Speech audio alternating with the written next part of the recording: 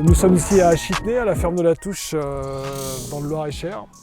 La ferme, en fait, l'atelier de maraîchage ici a co-débuté en 1997, ça fait à peu près donc maintenant 23 ans. L'idée c'était de faire tout simplement un grand jardin comme j'aurais pu le faire pour moi-même. À partir du moment où c'était tout à fait possible de le faire sans utiliser de pesticides de synthèse, je dis on va faire la même chose pour les consommateurs que je le ferai pour ma propre famille. Et bien on fait une planification pour faire en sorte qu'il y ait des légumes toute l'année. Donc il faut avoir des légumes précoces au printemps, avoir des légumes aussi au milieu d'hiver, surtout des légumes feuilles. C'est la raison pour laquelle on a pas mal de serres pour s'affranchir des contraintes climatiques hivernales et pour essayer de débuter la saison un petit peu plus tôt et la finir un petit peu plus tard.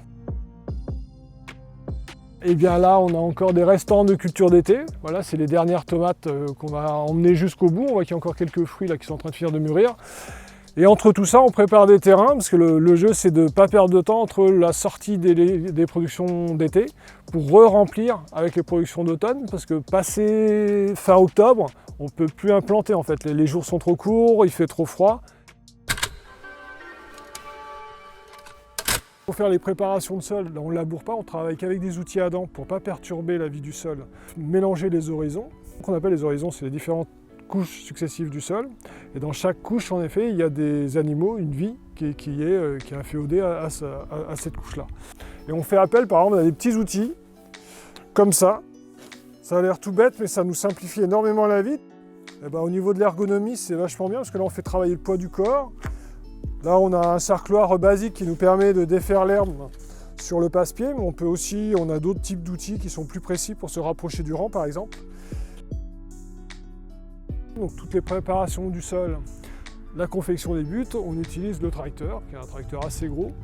Le tracteur passe toujours au même endroit, c'est-à-dire qu'on dit qu'on sacrifie les passages de roue du tracteur, ça veut dire que où il y a les légumes, par contre on pousse les légumes, on ne roule jamais avec le tracteur.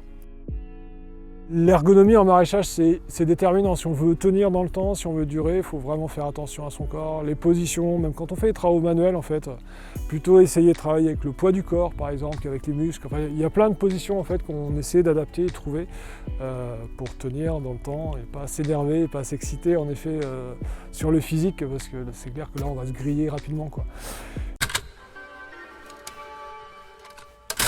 Le changement climatique nous fait réfléchir un petit peu à notre calendrier de production, c'est-à-dire qu'on rallonge le calendrier de production pour les maraîchers de notre région. Je dirais que c'est plutôt sympa le réchauffement climatique.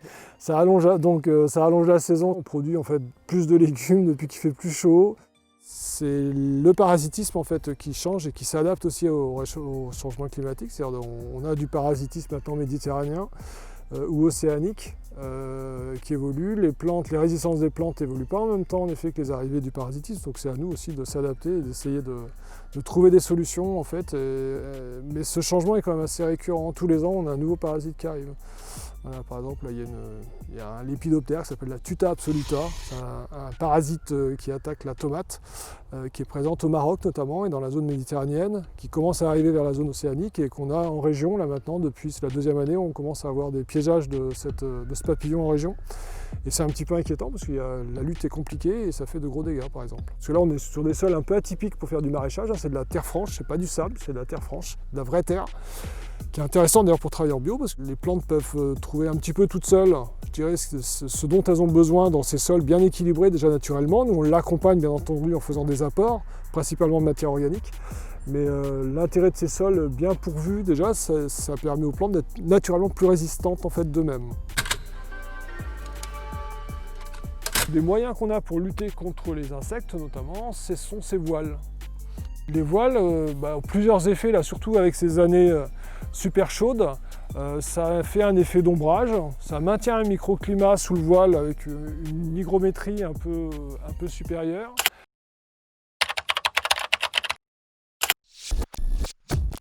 Ça maintient un microclimat sous le voile avec une hygrométrie un peu supérieure et surtout ça permet de les protéger contre certains insectes. Là ce qu'on voit à côté, là, c'est la technique d'occultation qu'on appelle. Alors, plutôt que de labourer le terrain et de désherber, Et en laissant la toile comme ça, en saison ce serait 5-6 semaines, ça permet de détruire la mauvaise herbe en fait sans toucher au sol.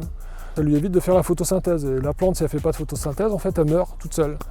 Et en plus ça protège la vie du sol. Ce sont des bâches en plus qui sont micro-aérées. Et ça permet au sol de vivre en fait normalement dessous. C'est-à-dire tout ce qu'on ne voit pas, les petits champignons, les petits insectes qui travaillent dans le sol tout seuls. Du coup, le fait que le sol ne soit pas perturbé par des labours, etc., la vie du sol est préservée. Au début, quand on est arrivé il y a 25 ans, en fait, les gens nous ont pris un petit peu pour des fous. Donc aujourd'hui, tout le monde veut son petit jardin, tous les maires veulent leur jardin bio autour de leur ville. Mais il y a 25 ans, en fait, c'était un peu compliqué. On s'est même battu pour conserver ce foncier à proximité du village, parce qu'il y avait quand même une grosse pression foncière. Surtout que pour eux, en fait, c'est curieux, mais pour eux, avant de faire des légumes, on fait de l'agriculture biologique. Alors qu'en fait, on fait avant tout pousser des légumes. L'agriculture biologique, oui, c'est juste puisque c'est faisable, pourquoi ne pas le faire? Ce serait idiot de mettre des produits alors qu'on peut faire autrement, quoi. Mais pour eux, voilà, pour eux, on ne fait pas des légumes comme tout le monde, quoi. Donc ça c'est en train de changer, heureusement, bien sûr. Ma compagne et moi, on souhaitait avoir un lieu où on se sente bien, c'est pour ça qu'on a planté des haies, c'est pour ça qu'on n'a pas d'autres agriculteurs aussi tout de suite à côté, parce qu'on ne voulait pas batailler aussi avec un agriculteur qui aurait pu balancer des produits chimiques juste à côté de nous. Et puis il y a toujours le vent, il y a des dérives avec le vent, etc. Donc et puis c'est important qu'on se sente bien dans le lieu où, voilà, c'est comme un grand jardin, ce que je dis. Un jardin, on a envie d'être bien dans son jardin, là on a envie d'être bien dans notre champ, au milieu de nos cultures, sans se prendre la tête avec d'autres sources de pollution extérieure, quoi.